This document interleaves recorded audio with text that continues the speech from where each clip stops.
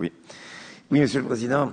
Je voulais réagir sur ce plan de relance qui vient s'articuler avec le plan de relance régional, le plan de relance national, puis qu'on retrouve de façon transversale dans les orientations budgétaires. C'est pourquoi les débats se recoupent.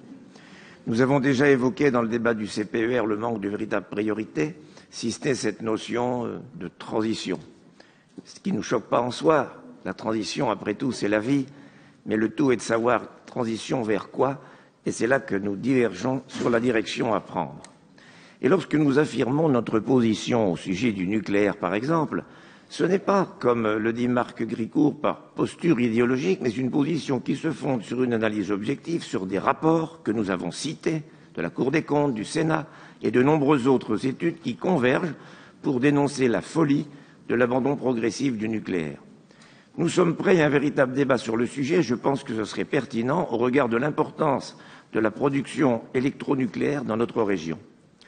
Sur les infrastructures routières, j'insiste sur le fait que nous ne nous trompons pas d'assemblée. La loi NOTRe définit un réseau routier d'intérêt régional et la question est évoquée dans le SRADET que vous avez adopté en décembre dernier. La loi précise que les voies et axes routiers mentionnés au 3e alinéa de l'article L. 4251-1 du CGCT constituent des itinéraires d'intérêt régional. Ce point est rappelé dès la page 21 du SRADET. La définition du réseau routier d'intérêt régional est évoquée également à la page 67. L'accessibilité routière est reconnue comme un axe fort d'attractivité à la page 75. L'amélioration de la sécurité routière est évoquée à la page 87. Le document indique également comme prioritaire les actions sur l'axe N12 154 en Eure-et-Loir, l'axe la 151 dans l'Indre et dans le Cher, l'axe 943 entre Tours et Châteauroux. Donc non, nous ne sommes pas hors sujet. Le document indique également... Oui, pardon. Troisième remarque que je voulais faire, et là on retrouve aussi l'Union européenne sur la politique de la ville, qui est soutenue également par les programmes européens au titre du FSE. Là aussi, nous nous appuyons d'une part sur des rapports extrêmement sévères, mais j'y ajouterai en ce qui me concerne que je pense connaître assez bien le sujet, ayant siégé au conseil municipal de Blois pour la première fois en 1995.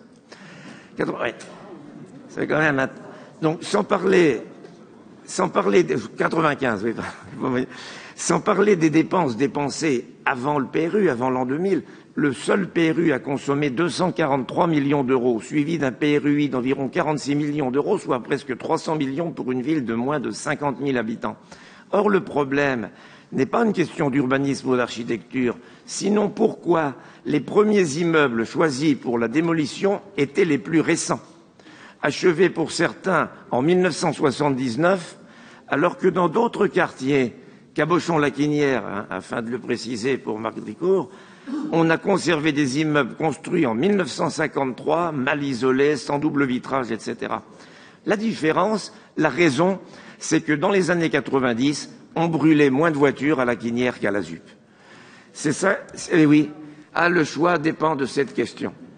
Oui.